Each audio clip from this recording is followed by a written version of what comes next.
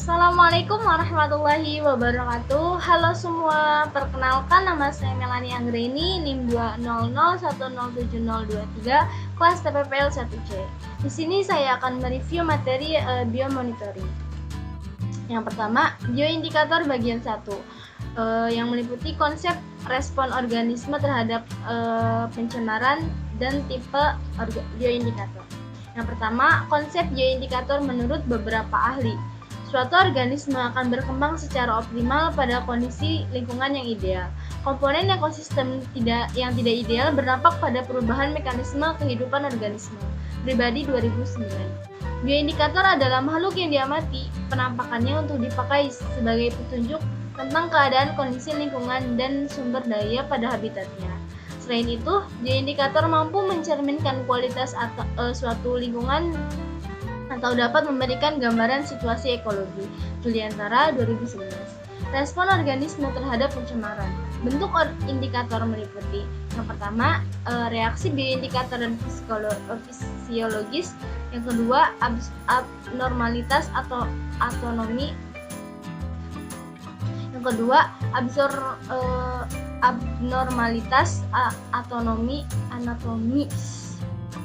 Bentuk indikator meliputi: yang pertama, reaksi biokimia dan fisiologis. Yang kedua, abnormalitas anatomi, morfologi, bioritme, dan tingkah laku. Yang ketiga, perubahan populasi hewan atau tumbuhan secara kronologis. Yang keempat, perubahan pada ekosistem maupun gabungan ekosistem.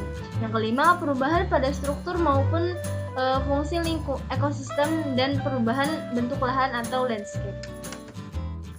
Yang selanjutnya adalah syarat memilih organisme sebagai bioindikator. Yang pertama, takson yang lebih tinggi atau lebih tinggi harus memiliki takson dengan taksonomi jelas, diketahui secara terperinci dan mudah untuk diidentifikasi. Yang kedua, status biologi diketahui jelas, peka terhadap tekanan maupun perubahan lingkungan. Yang ketiga, organisme memiliki kelimpahan tinggi dan mudah disurvei atau diamati. Yang keempat, tersebar dalam ruang dan waktu yang memiliki hubungan yang kuat dengan komunitas luas atau tidak memiliki hubungan kuat dengan komponen tekanan. Tipe bioindikator. Yang pertama, indikator lingkungan merupakan organisme atau kelompok populasi yang peka akan adanya lingkungan rusak, tercemar atau mengalami perubahan kondisi. Indikator lingkungan terbagi menjadi 5, yaitu sentinels, detektor, exploiter, akumulator, dan biosei organisme. Yang kedua, indikator ekologis merupakan takson atau kelompok yang peka akan adanya tekanan terhadap lingkungan, mengindikasikan dampak terhadap perubahan makhluk hidup dan respon diwakili oleh sampel takson di habitat itu. Yang ketiga, indikator keanekaragaman hayati merupakan kelompok takson atau fungsional,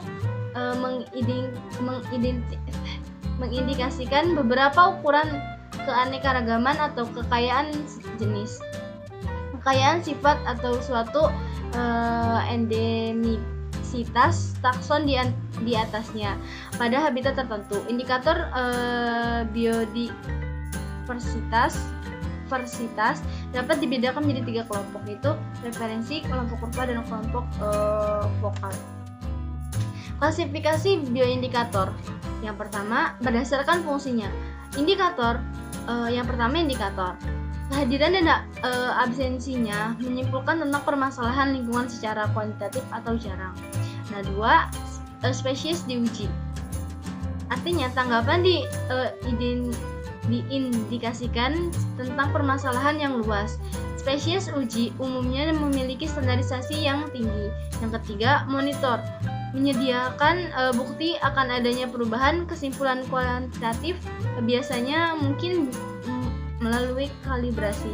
Monitor terdiri atas monitor aktif yang tersedia dengan cepat di alam, dan monitor pasif, organisme monitor yang diintroduksi. Yang selanjutnya, berdasarkan status makhluk hidupnya, dibagi menjadi 2, yaitu fitoindikator dan zooindikator. Yang selanjutnya adalah berdasarkan tujuan bioindikasi. Yang pertama, indikator kepatuhan. Indikator kepatuhan misalnya atribusi populasi ikan diukur pada tingkat populasi, komunitas atau ekosistem dan difokuskan pada isu-isu seperti keberlanjutan populasi atau masyarakat secara keseluruhan. Yang kedua, indikator diagnostik. Indikator diagnostik adalah peringatan dini diukur pada tingkat individu atau suborganisme atau biomarker. Yang ketiga, indikator peringatan dini. Indikator peringatan dini berfokus pada tanggapan cepat dan sensitif terhadap perubahan lingkungan.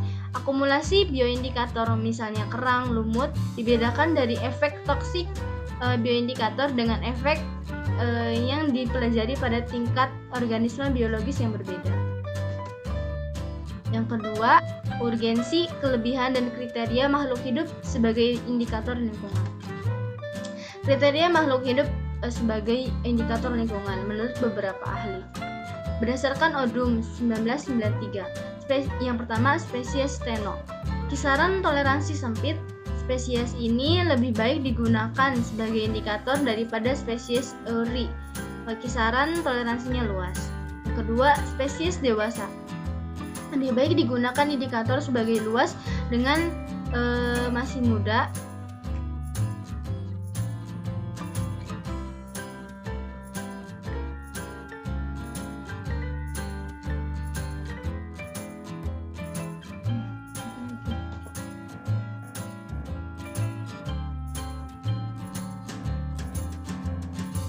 Yang selanjutnya, kriteria makhluk hidup sebagai indikator lingkungan. Menurut beberapa ahli, berdasarkan Odum 1993, dibedakan menjadi 4 jenis, yaitu spesies Steno, kisaran toleransi sempit. Spesies ini lebih baik digunakan sebagai indikator daripada spesies Eri, kisaran toleransinya luas. Yang kedua, spesies dewasa, lebih baik digunakan sebagai indikator dibandingkan dengan yang masih muda. Yang ketiga, bukti yang cukup dibutuhkan terlebih dahulu sebelum mencapai penampakan makhluk hidup sebagai indikator. Yang keempat, banyak hubungan di antara jenis, populasi, dan seluruh komunitas lebih banyak dipercayai sebagai indikator dibandingkan dengan yang hanya satu jenis tunggal.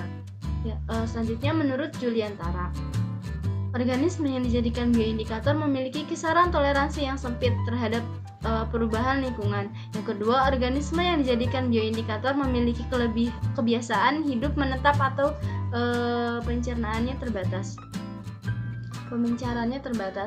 Yang ketiga, organisme yang dijadikan bioindikator mudah dilakukan pengambilan sampel atau umum dijumpai di lokasi pengamatan. Yang keempat, polutan tidak mengakibatkan kematian terhadap organisme yang dijadikan bioindikator. Yang kelima, organisme yang dijadikan bioindikator lebih banyak digunakan yang berumur panjang. Selanjutnya adalah ciri-ciri bioindikator yang baik menurut Holt dan Miller 2010. Yang pertama, kemampuan indikator yang baik memberikan respon yang baik, tanggapan menyeluruh, tanggap secara proporsional. Yang kedua, berlimpah dan umum. Organisme atau biota tersebut banyak dijumpai, bukan spesies langka, sering dijumpai, stabil dengan iklim lingkungan. Yang ketiga, dapat dipelajari dengan baik, ekologi kehidupannya dipahami dengan baik, ada dokumentasi taksonominya, mudah untuk disurvei. Yang keempat, secara ekonomi, spesies mudah dipakai untuk kepentingan lain. Selanjutnya, kriteria yang digunakan untuk mengevaluasi bioindikator. Yang pertama, merespon gangguan pada skala yang ada. Yang kedua, mobilitas terbatas. Yang ketiga, sensitif terhadap fragmentasi. Yang selanjutnya, respon adanya gangguan, variabilitas, respon rendah, pengetahuan tentang sejarah organisme secara alami, taksonomi yang jelas, spesialis food habitat, kompatibilitas internasional, persyaratan data rendah. Yang 11, selanjutnya keterampilan yang dibutuhkan rendah. Yang terakhir, biaya rendah. Selanjutnya adalah kelebihan dan kekurangan bioindikator. Dibandingkan dengan teknik umum, bioindikator menambahkan komponen temporal suatu rentan kehidupan suatu organisme, baik masa lalu atau masa depan. Lalu, bioindikator menunjukkan efek biotik polutan secara tidak langsung, dan biota adalah prediktor terbaik tentang bagaimana ekosistem merespon gangguan. Yang selanjutnya, dilihat dari manfaat bioindikator. Yang pertama, bioindikator dapat digunakan pada berbagai skala atau sebagai evaluasi kesehatan pada ekosistem tertentu. Yang kedua, sensitivitas bioindikator sebagai sinyal peringatan. Yang terakhir, bioindikator dapat memberikan informasi kelanjutan dan tidak berkelanjutan secara biologis. Yang terakhir adalah kerugian bioindikator. Yang pertama, tidak dapat membedakan variabilitas alami dari perubahan secara manusia. Yang kedua, kemampuan indikator bergantung pada skala. Yang ketiga, spesies bioindikator memiliki persyaratan habitat yang berbeda di tiap ekosistem. Video yang ketiga yaitu bioindikator kualitas air bagian 1, pengantar plankton dan perifiton. Biomonitoring air dilakukan dengan melihat keberadaan kelompok organisme indikator. Organisme tersebut yaitu yang pertama dibagi menjadi 6. Yang pertama plankton, yaitu kelompok mikroorganisme yang hidup melayang-layang di air. Yang kedua perifiton, kelompok alga atau cyanobacter, mikroba dan detritus yang hidup dalam air. Yang ketiga, mikrobentos, kelompok mikroorganisme yang hidup di dalam air, maupun di permukaan air. Yang keempat, kelompok makroinvertebrata di dalam atau di permukaan air. Yang kelima, makrofita, kelompok tumbuhan air. Dan terakhir adalah nekton, yaitu ikan. Menurut Juliantara 2011 mengelompokkan spesies di indikator dalam 5 kelompok, yaitu yang pertama sentinel, yaitu makhluk hidup sensitif sangat tinggi terhadap polutan, diintroduksi sebagai peringatan dini populasi.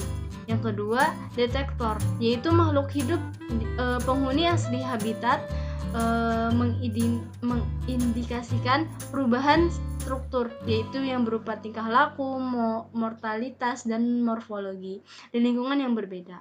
Yang ketiga, eksploitor, yaitu makhluk yang keberadaannya menunjukkan gangguan lingkungan, bahkan jumlahnya berlimpah akibat tidak adanya kompetisi dengan makhluk hidup lain.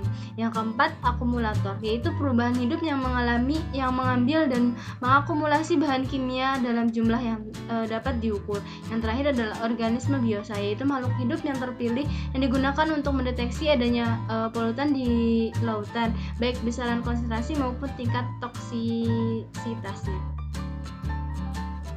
Yang selanjutnya adalah fitoplankton dan zooplankton.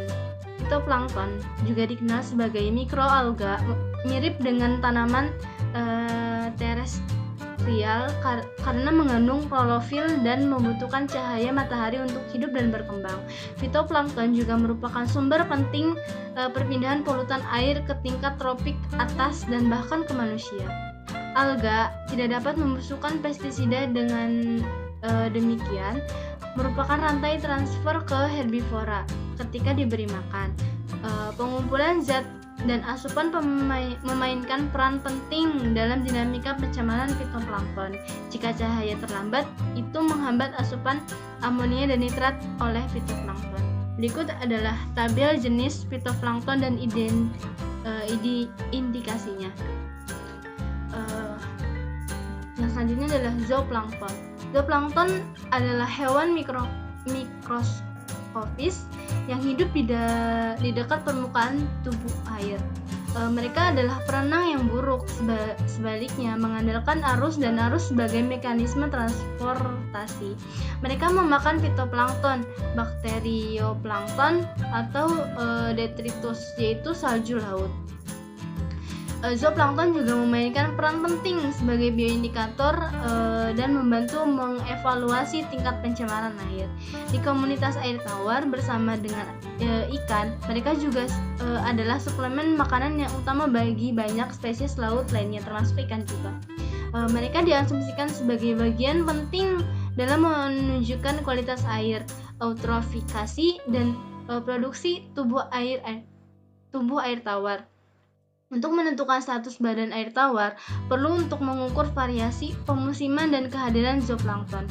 Berikut adalah tabel jenis-jenis zooplankton dan indikasinya.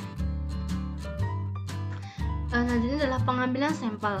Pengambilan sampel fitoplankton mengikuti Badan Penelitian Perikanan Laut, yaitu BPPL 1989,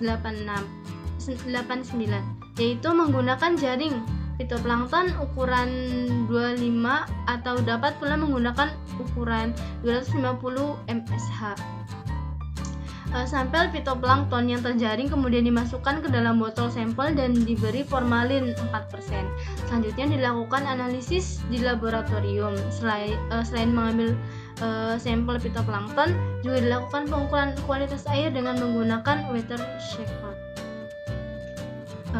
Yang selanjutnya adalah penentuan status lingkungan.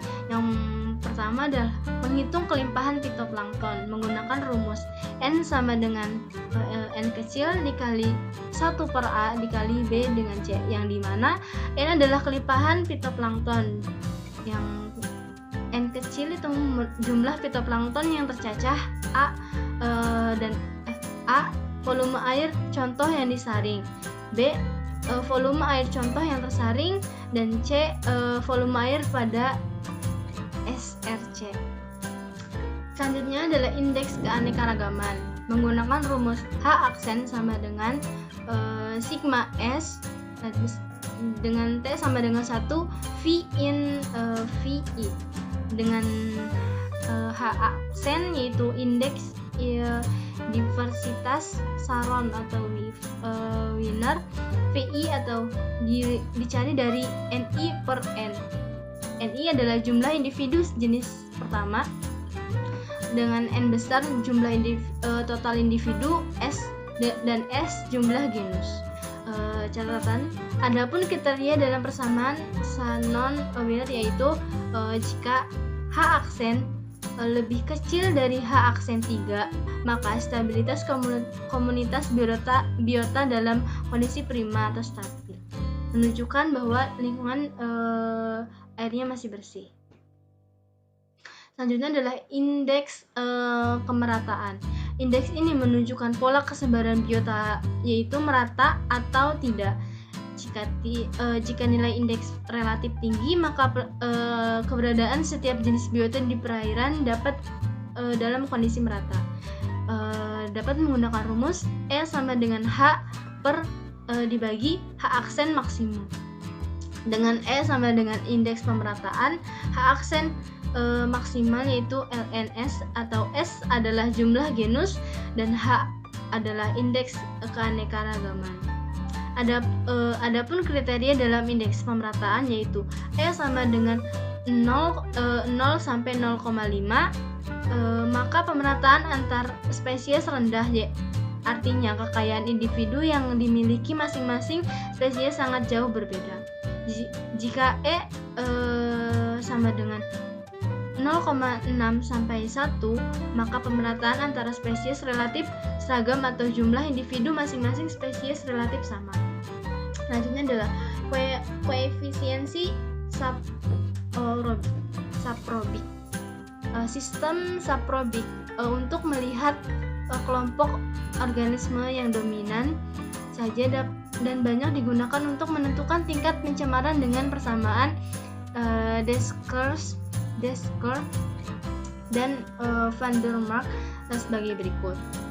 X sama dengan C ditambah 3D dikurangi B dikurangi 3A dibagi A plus B plus C dan plus D, yang dimana X adalah koefisien saprobik dari 3 sampai dengan dari min 3 hingga 3.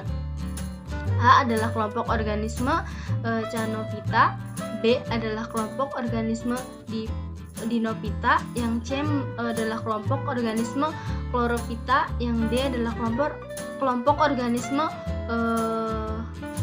Trisophyta. Berikut adalah tabel hubungan antara koefisien saprobik dengan tingkat pencemaran perairan. Berikut adalah kita masuk ke dalam perifiton. Perifiton. Komunitas perifiton adalah lapisan berlendir yang melekat pada batuan dan substrat stabil lainnya yang terdiri dari aliran dasar. Gray 2013. Perifiton adalah jenis agregat mikroba, biasanya terdiri dari alga, bakteri dan mikro atau mesoorganisme, serta materi organik yang masuk dan menyebar dalam air dan sedimen, khususnya pada permukaan sedimen batu, tanaman dan partikel tersubstansi dalam ekosistem akuatik. Perifiton ditemukan di dasar sungai dan perairan.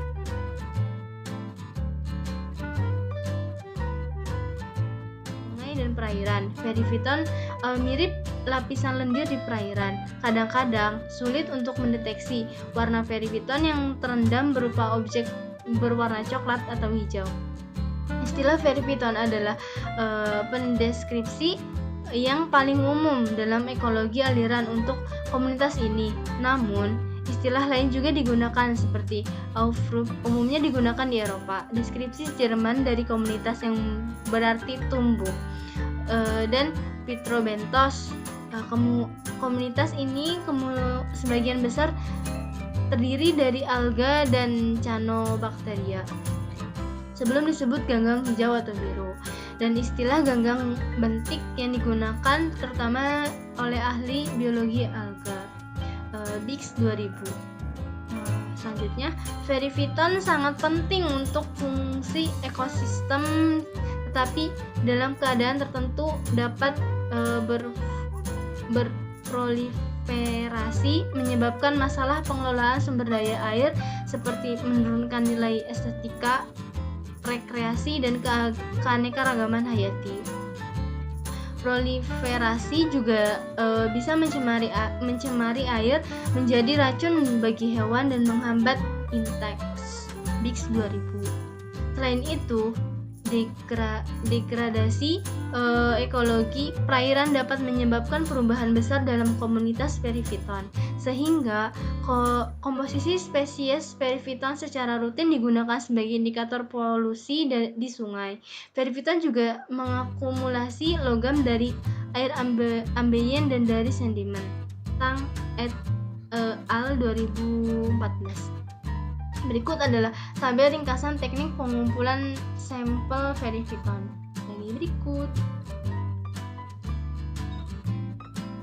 Nah, selanjutnya memasuki video keempat yang berjudul Bioindikator Kualitas Air bagian kedua, yaitu makroinvertebrata, selanjutnya makrofita, tumbuhan air dan berupa ikan. Yang pertama adalah makroinvertebrata, adalah hewan yang tidak bertulang belakang yang dapat dilihat dengan mata telanjang. Makroinvertebrata air dapat memberikan kondisi fisik, kimia, dan biologis suatu perairan sehingga dapat digunakan sebagai indikator kualitas air sungai. Sifat-sifat dari hewan ini yaitu sensitif terhadap perubahan kualitas air, ditemukan hampir di semua perairan, terdiri atas banyak jenis serta merespon berbeda pada gangguan yang berbeda pula. Selanjutnya, bergerak secara terbatas. 5. Mengakumulasi racun pada tubuhnya. Selanjutnya, mudah dikumpulkan dan diidentifikasi hingga tingkat famili. Selanjutnya adalah hal-hal yang harus diperhatikan dalam penggunaan hewan air ini. Yang pertama, kehadirannya sangat dipengaruhi oleh musim. Yang kedua, hewan ini hanya merespon pengaruh perubahan kondisi lingkungan tertentu. Yang terakhir, kondisi fisik dan kimia perairan seperti kecepatan aliran air, substrat dasar sungai, dan sebagainya mempengaruhi hewan air ini. Ya, bisa contoh ini ada contoh hewan dari makroinvertebrata. Selanjutnya memasuki makrobenthos. Benthos adalah hewan yang sebagian besar siklus hidupnya di substrat dasar perairan. Bagian permukaan yang disebut epifauna di dalam sedimen dasar infafauna. Menurut Sinaga 2009, berdasarkan tingkat toleransi pada pencemaran bentos digolongkan dalam 3. Yang pertama, jenis tahan bahan pencemar, misalnya cacing, Tubifax maxillum sp dan Visidium sp. Yang kedua, jenis lebih bersih, misalnya siput, senang arus, Bryozoa, Prostoecea, serta serangga perairan. Yang terakhir, jenis hanya senang bersih, misalnya siput Vivinatidae dan Amnicolidae, serta beberapa jenis serangga dalam fase kurva atau nimfa. Selanjutnya memasuki makrofita atau tumbuhan air. Makrofita air merupakan membentuk komunitas penting dalam ekosistem perairan, karena dalam banyak kasus mereka adalah produsen utama. Mereka menghasilkan biomasa yang tinggi dan mereka mengkontribusi terhadap keanekaragaman hayati. Jadi makroinvertebrata dapat memperoleh nutrisi dari sedimen serta langsung dari air itu sendiri. Akibatnya, ketersediaan nutrisi sedimen dapat mengakibatkan pertumbuhan distribusi makrofita. Berikut adalah diagram dari perubahan makrofita. Selanjutnya adalah contoh metode penelitian berdasarkan Wetter Framework Directive atau WFT. Digunakan kebanyakan di negara Uni Eropa yang merupakan dokumentasi kunci yang menetapkan aturan untuk konsentrasi permukaan daratan tradisional, pesisir, dan perairan bawah tanah. Selanjutnya adalah Huisman of Fresco Models atau Models HOV adalah suatu set hierarkis dari 5 model dengan peningkatan kompleksitas yang ditunjukkan untuk penyesuaian kurva respon dan spesies suatu bentuk pada gradien lingkungan. Selanjutnya, terakhir adalah ikan. Ikan adalah salah satu spesies hewan yang sering digunakan sebagai indikator lingkungan untuk memantau tingkat pencemaran atau kualitas air lingkungan karena kepekaannya terhadap pencemaran. Menurut Phil 2011, keuntungan menggunakan ikan sebagai indikator kesehatan lingkungan yaitu dibagi menjadi 6. Yang pertama, ikan adalah indikator yang baik untuk efek jangka panjang atau beberapa tahun dan kondisi habitat yang luas. Yang kedua, ikan pada umumnya mencakup berbagai spesies yang mewakili tingkat tropik. Yang ketiga, ikan berada di bagian atas rantai makanan akuatik dan dikonsumsi oleh manusia. Yang keempat, ikan relatif mudah dikumpulkan dan identifikasi pada tingkat spesies. Yang selanjutnya, pengguna kehidupan akuatik atau standar kualitas air biasanya dicirikan dengan istilah perikanan. Yang terakhir adalah ikan terhitung hampir separuh spesies Vertebrata yang terancam punah dan subspesies di Amerika Serikat. Beberapa contoh metodenya. Yang pertama, indeks hepatosomatik adalah dikenal dengan luas sebagai bioindikator paparan kontaminan atau HSI sama dengan berat organ hati dikali berat total dikurangi 1 dikali 100. Yang kedua, indeks gonadosomatik adalah bioindikator yang memasok informasi struktural lebih dari fungsional untuk menghormati kesehatan dan status pematangan gonad. Dengan rumus GSI berat gonad dikali total dikurangi 1 dikali 10 dikali 100. Ketiga, faktor kondisi kondisional adalah indikator kuantitatif dari kesejahteraan individu mencerminkan kondisi kesediaan makanan baru-baru ini. Ya, rumusnya CV sama dengan berat total dikali panjang total dikurangi 3 dikali 100. menurut Araújo et al. 2017.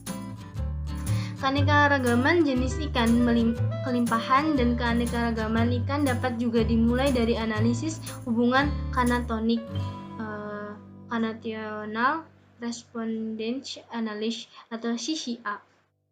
Dapat digunakan menggunakan hubungan antara komunitas ikan dan variabel lingkungan. Memasuki video kelima, yaitu bioindikator kualitas tanah yang terdiri pengantar hewan tanah dan tumbuhan. Beberapa senyawa kimia yang berpotensi berbahaya yang berasal dari aktivitas manusia di perkotaan, pedesaan maupun kawasan industri terus-menerus dilepaskan ke lingkungan, khususnya tanah. Tanah adalah sumber daya penting bagi manusia dan ekosistem. Faktor biologis dapat menunjukkan keseimbangan lingkungan yang lebih baik melalui indeks biotik yang berasal dari pengamatan spesies bioindikator. Bioindikator mampu menghadirkan perubahan yang memungkinkan generalisasi informasi tentang kualitas lingkungan, misalnya akumulasi zat dalam konsentrasi lebih tinggi dibanding dengan yang dianggap normal atau esensial untuk metabolisme tubuh dan menghadirkan perubahan dalam hal jumlah organisme. Organisme seperti ini karena karakteristiknya yang toleran terhadap beberapa zat kimia dapat menghadirkan beberapa perubahan, apakah itu fisiologis, morfologis, dan perilaku tingkat paparan polutan tertentu.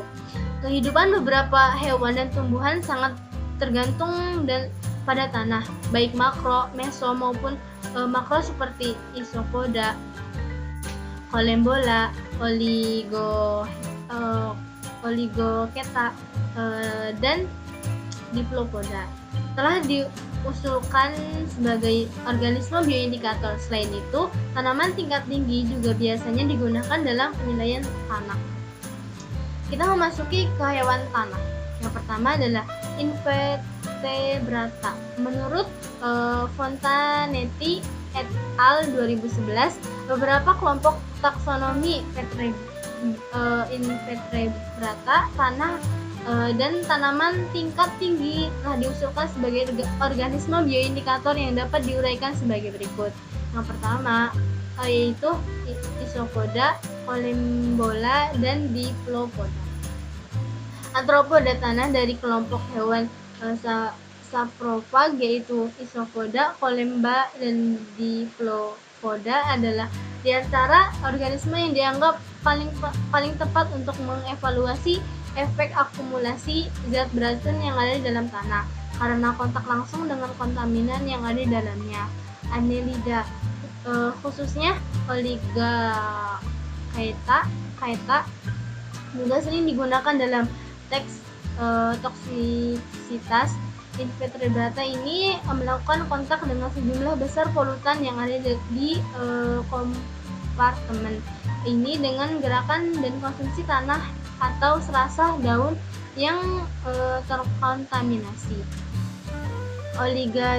Oligochaeta dianggap sebagai salah satu referensiasi terpenting dari makrofauna Eda. Cacing tanah dapat menunjukkan kualitas tanah dengan satu kelimpahan dan komposisi spesies fauna cacing tanah di lokasi tertentu. Yang kedua, perilaku masing-masing cacing tanah yang bersentuhan dengan substrat tanah, preferensi penginderaan dan atau aktivitas. Yang ketiga, akumulasi bahan kimia dari tanah ke tubuh dan biokimia atau sitologi stres biomarker di cacing tanah.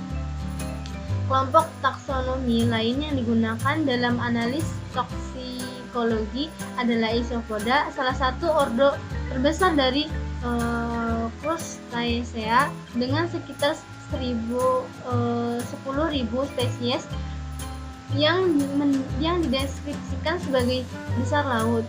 Isopoda terestrial dengan menggunakan jaringan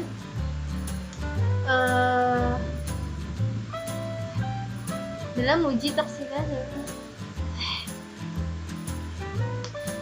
Isopoda terestrial material telah digunakan dalam uji toksisitas tanah dan parameter utama evaluasi adalah kelimpahan individu, tingkat reproduksi, dan kelangsungan hidup. Selanjutnya, pentingnya diplopoda dalam daur ulang nutrisi, aerasi, dan penumpukan tanah, sehingga disebutkan dalam literatur. Karena kebiasaan para diplopoda penjajah dari berbagai lapisan tanah, hewan-hewan ini dapat sangat dipengaruhi oleh pengendapan logam, senyawa organik, dan zat kompleks di dalam tanah. Sebagian besar studi dalam literatur menggunakan diplopoda sebagai bioindikator tanah terkait dengan logam. Selanjutnya adalah Collembola adalah salah satu anggota terpenting dari mesofauna tanah yang terlibat dalam proses dekomposisi dan rentan terhadap efek kontaminasi. Beberapa poin menguntungkan dalam memilih Collembola sebagai bioindikator seperti keberadaan di semua ekosistem, kelimpahan dan kemudahan mengumpulkan dalam jumlah yang cukup untuk memungkinkan analisis statik. Selain itu, mereka memiliki siklus hidup yang pendek sehingga mereka merespon dengan cepat terhadap perubahan lingkungan, dan karena mereka bersentuhan langsung dengan tanah, mereka akan lebih sensitif terhadap beberapa jenis tekanan yang diterapkan dalam ekosistem. Nematoda banyak dimanfaatkan sebagai bioindikator.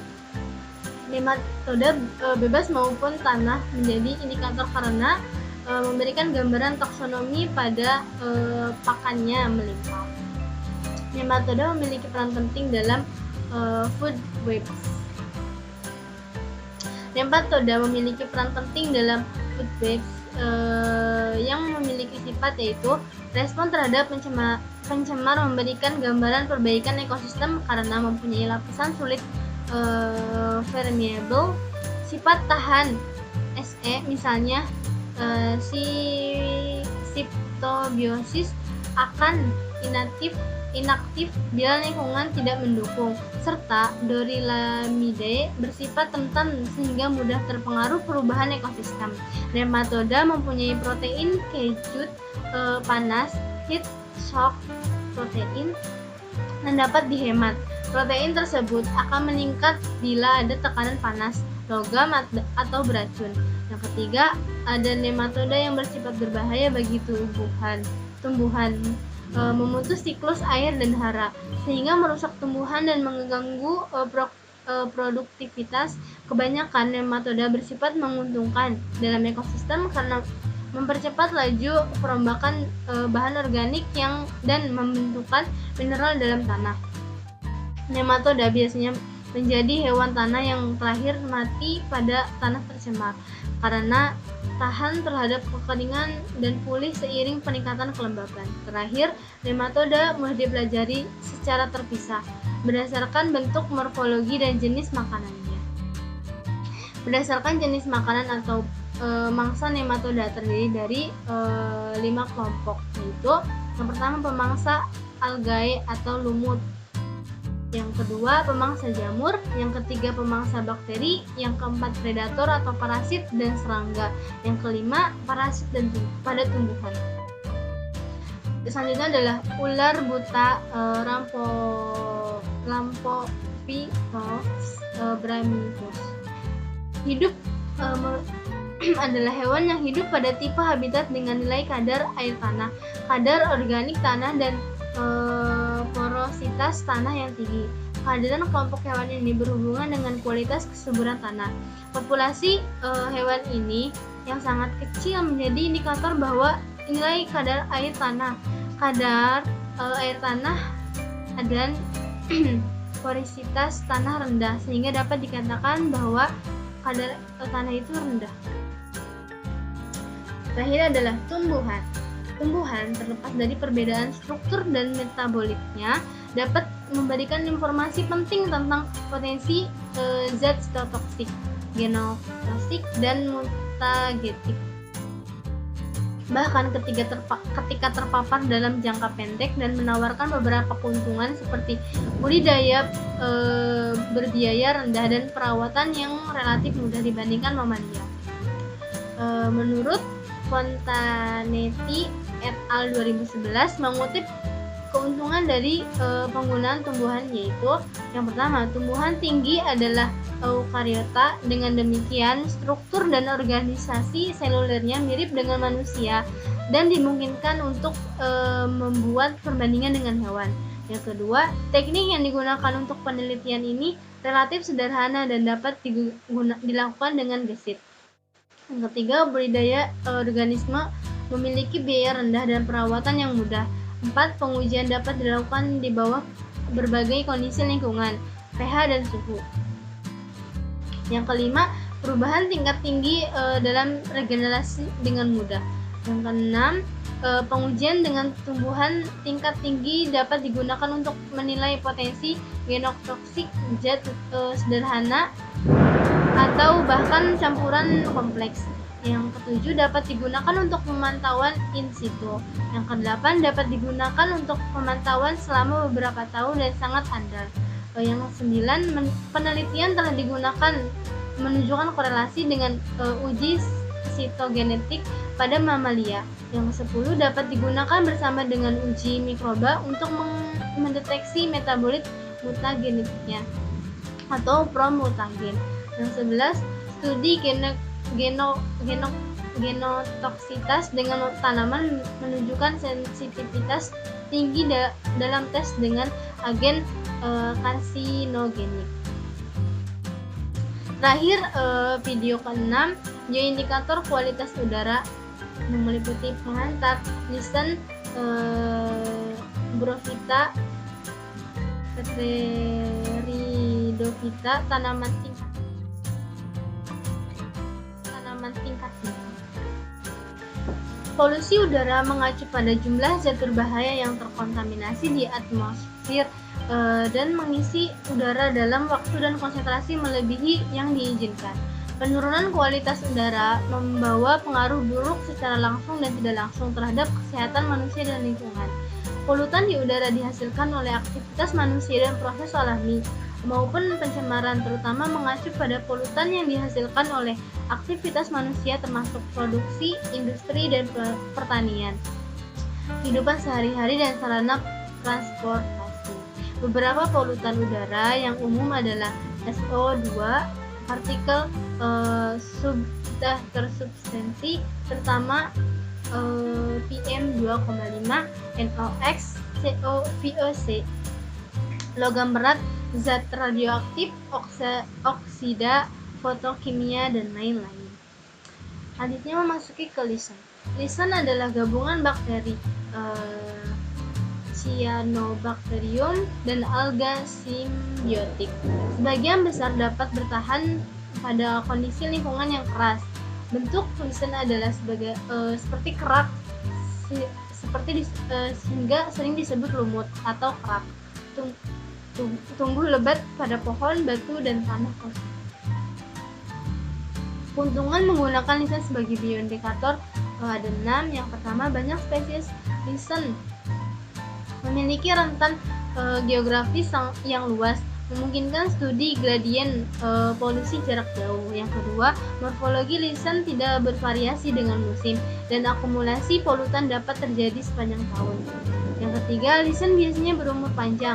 4. Pertukaran air dan gas di seluruh talus lisan membuat mereka sensitif terhadap polusi. 5. Lisan tidak memiliki akar dan tidak memiliki akses ke sumber nutrien tanah dan bergantung pada endapan, rembesan air di atas permukaan substrat, atmosfer, dan sumber nutrisi yang sangat encer. Dengan demikian, kandungan jaringan mereka sebagian besar mencerminkan sumber nutrisi di atmosfer dan kontaminan. Lisan tidak memiliki jaringan pelindung atau sejenisnya. Diperlukan untuk menjaga kadar air internal agar tetap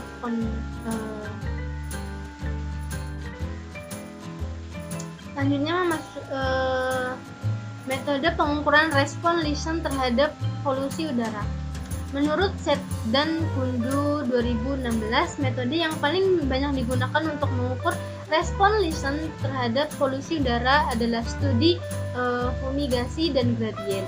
Dasar pertimbangan melakukan metode analisis gradien terletak pada fakta karakteristik dari spesies yang terpengaruh bervariasi sesuai dengan gradien lingkungan. Studi terancam itu biasanya dilakukan sekitar sumber kontaminan yang ada atau yang diproyeksikan dengan beban polutan diharapkan bervariasi dengan jarak dari sumber. Studi gradien lebih jauh dapat diklasifikasikan menjadi beberapa tahap, yaitu dengan memeratakan semua spesies yang ada di suatu area dan dengan memindahkan listen dari tempat yang tidak kontaminasi ke tempat terkontaminasi dan mengukur bioakumulasi polutannya. Yang pertama, pemerataan spesies. Pemerataan spesies berdasarkan kehadiran di area tertentu.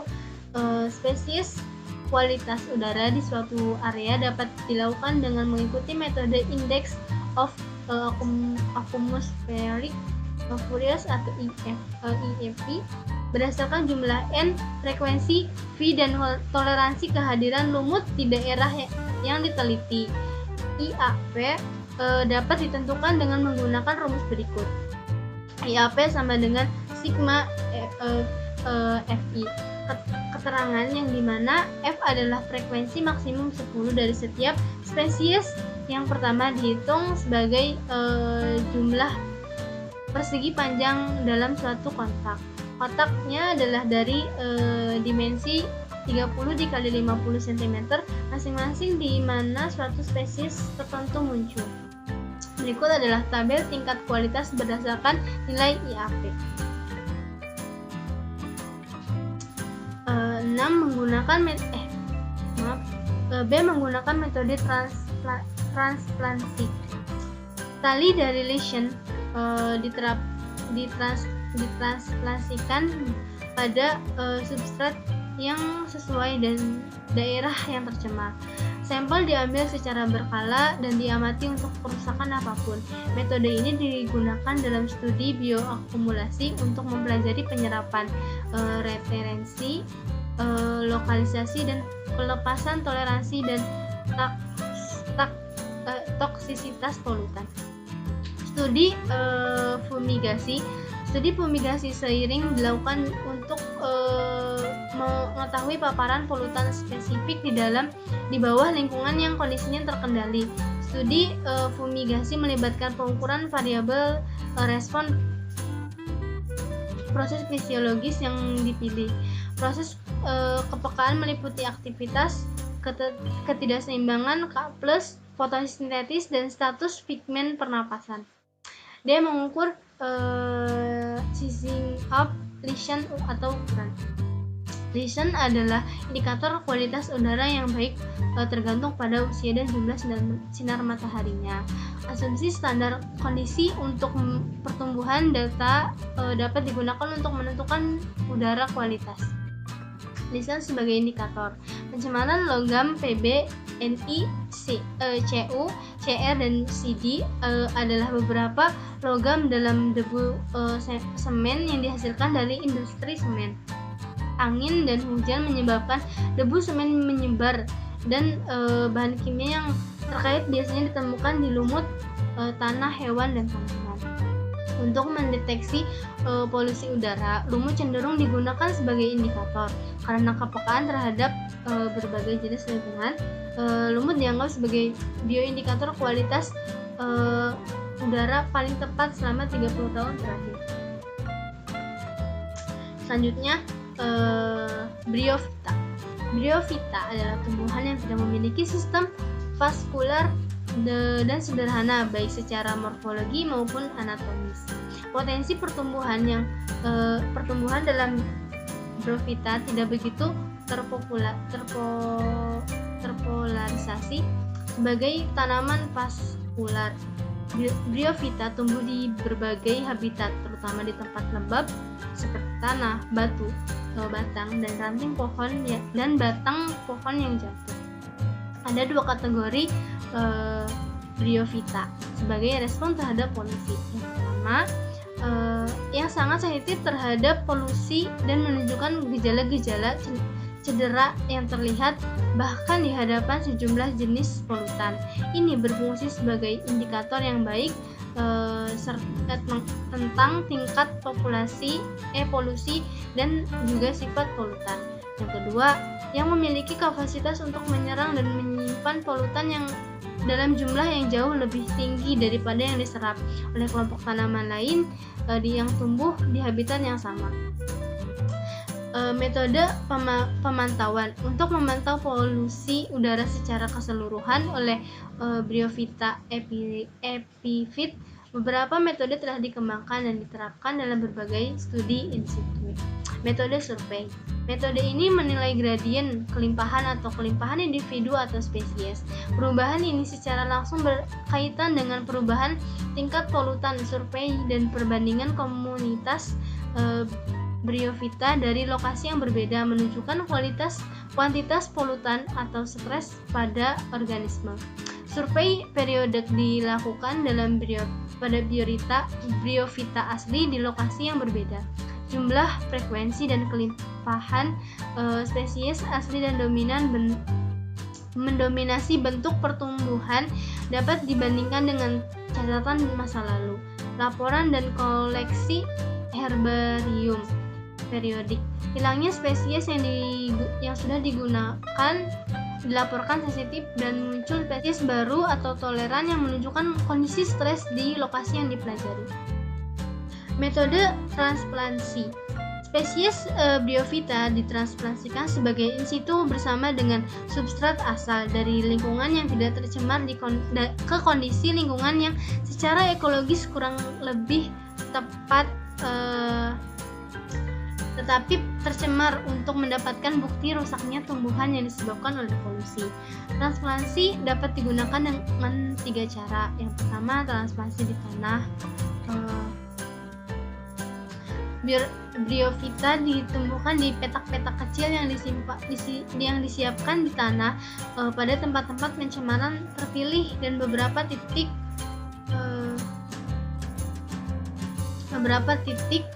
petak yang tidak tercemar terhadap sebagai kontrol. Tingkat percambangan bagian-bagian tanaman, produksi tunas regeneratif basal, dan tingkat kelangsungan hidup dicatat secara berkala yang memberikan gambaran tentang tekanan pencemaran. Metode kantung atau mos kantung kain ukuran 20x20 cm disisipkan dengan jumlah Bryophyta yang sama. Kantung-kantung ini digantung di berbagai lokasi. Yang terakhir, biometer ini merupakan kontak tempat Bryophyta ditanam dan di ruangan lembab dengan substrat asli. Kontak memiliki sisi transparan yang dibuat dari kaca yang tipis, diberi lubang sehingga udara dan tanah dapat melewati. Metode phytogeological. Metode ini secara langsung berkaitan dengan perubahan tingkat kualitas udara yang menunjukkan dalam indeks IAP.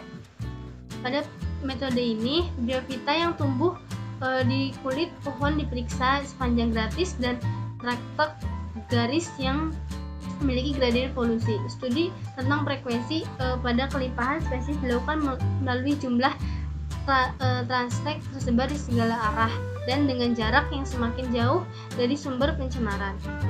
Yang selanjutnya, metode ekofisiologis. Pada metode ini, paparan polutan dapat diberikan kepada tanaman di lapangan dengan fumigasi, atau tanaman dapat dikultur dalam medium yang memiliki konsentrasi polutan dan logam berat yang berbeda. Pengamatan terhadap pertumbuhan dan tingkat kelangsungan hidup. Metode ini menggunakan dalam penentuan tingkat toksisitas, tingkat toleransi spesies yang berbeda. Selanjutnya adalah Pteridophyta. Pteridophyta atau kelompok paku-pakuan adalah indikator positif dari integritas hutan. Dianggap berada di antara tanaman paling awal muncul. Tanaman ini adalah kelompok yang terdiversifikasi secara global. Oleh karena itu, kelompok pertumbuhan tersebar dan memiliki kombinasi atribut menguntungkan untuk studi bioindikator. Pertama, sebagai sebagian besar herbivora menghindarinya. Kedua, mereka tidak memiliki mekanisme penyerbukan biotik dan zootrofi. Akhirnya, spora Pteridifora memungkinkan mereka menjadi pioner di habitat asli dan terisolasi dari lainnya. Oleh karena itu, distribusi mereka erat mencerminkan kondisi habitat abiotik, memfasilitasi analisis pola kelompok taksa yang lainnya.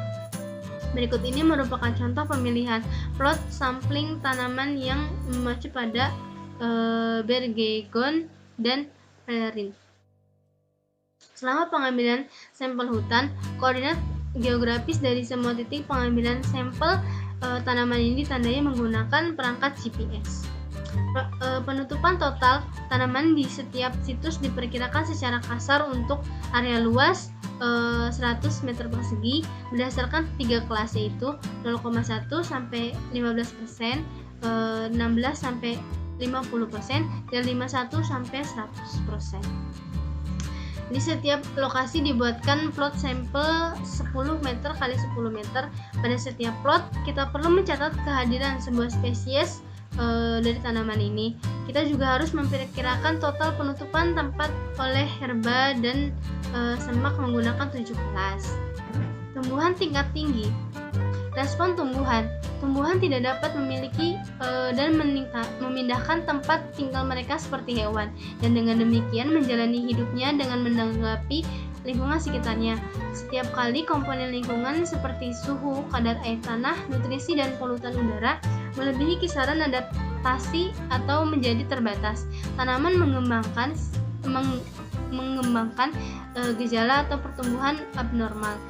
Munculnya gejala atau pertumbuhan abnormal semacam ini merupakan indikator yang paling baik tentang bahaya pencemaran lingkungan pada manusia. Pengamatan kerusakan tumbuhan. Menurut Sip et al. 1991 dan Nugratani dan Resetiawati 2010, pengamatan kerusakan tumbuhan dapat digunakan melalui pengamatan langsung visual terhadap gejala nefrotik, gejala kematian, kerusakan daun serta organ lain pada tumbuhan. Pengukuran air polutan toleransi index pada tumbuhan. Salah satu yang dapat diukur adalah air polutan toleransi index atau API, dilakukan dengan cara mengukur berbagai variabel penting pada daun, yaitu jumlah klorofil, pH, kadar air relatif, dan kadar asam askorbat. Yang pertama, kadar air relatif diketahui dengan rumus berikut. Kadar air sama dengan WF dikurangi WD per WT dikurangi WD dikali 100. Dengan WF adalah berat segar daun, WT berat kering ensit, WD berat kering diopen selama 48 jam dengan suhu 100.500. Dua, pengukuran kadar klorofil tanah total, yaitu menghancurkan daun segar sebanyak 0,5 gram lalu dilarutkan dalam air 10 ml air desilitasi. Mengambil kadar sebanyak 2,5 ml dicampur dengan 10 ml aseton dan kemudian disaring. Selanjutnya disetting pada 64 nanometer dan 663 nanometer, dan terakhir menghitung kadar klorofil dengan rumus CT sama dengan 20,2 D645 tambah 8,02 dikali D663. TCH mg per G sama dengan 0,1 CT dikali berat kering per berat basah. Dan terakhir, pengukuran pH. Langkah pengukuran pH yaitu sebanyak 4 gram daun segar dihancurkan dalam air desilitasi sebanyak 40 ml lalu disaring. Mengukur pH ekstrak daun diukur menggunakan pH meter terkalibrasi pada pH 7. Selanjutnya, pengukuran kadar asam askorbat Pengukuran asam aksebat yaitu sebanyak 1 gram daun segar dilarutkan dalam 40 ml larutan ekstrak asam oksalat. Larutan ekstrak dengan suhu 5 derajat Celcius sebanyak 1 ml larutan standar dicampurkan dengan 5 ml larutan DCPIP untuk menetapkan kalorimetrik. Larutan diukur dengan spektrometer pada panjang lubang 520 nanometer pada kurva standar. Nilai APTI. Data-data yang terkumpul dalam poin A sampai D dapat digunakan untuk menghitung besarnya nilai APTI melalui rumus berikut, yaitu APTI sama dengan A dalam kurung T plus P tambah R per 10. Dan dengan A adalah asam askorbat, P adalah pH, T adalah total klorofil, R adalah kadar air relatif, dan hasil perhitungan dengan rumus dapat dicocokkan dengan kisaran penggolongan toleransi yaitu 0 sampai 1. Termasuk sangat sensitif, 1 sampai 16 termasuk sensitif, 17 sampai 29 termasuk sensitif sedang, dan 30 sampai 100 termasuk toleran.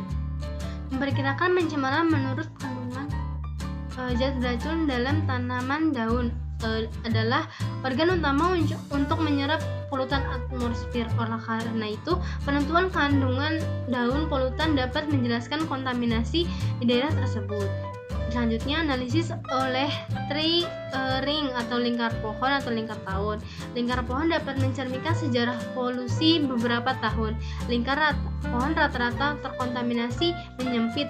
Juga bahan lingkar ditentukan oleh X-ray. Situasi polusi tahun proporsi polusi serius dari kayu kecil. Yang terakhir adalah metode pemantauan lainnya. Perubahan fotosintesis dan indeks fisiologis lainnya dari tanaman dapat mencerminkan bahwa lingkungan atmosfer seperti penentuan fotosintesis tumbuhan untuk menghasilkan kapasitas oksigen dan kandungan di klorofil. Mungkin cukup sekian yang dapat saya sampaikan, kurang lebihnya mohon maaf. Wassalamualaikum warahmatullahi wabarakatuh.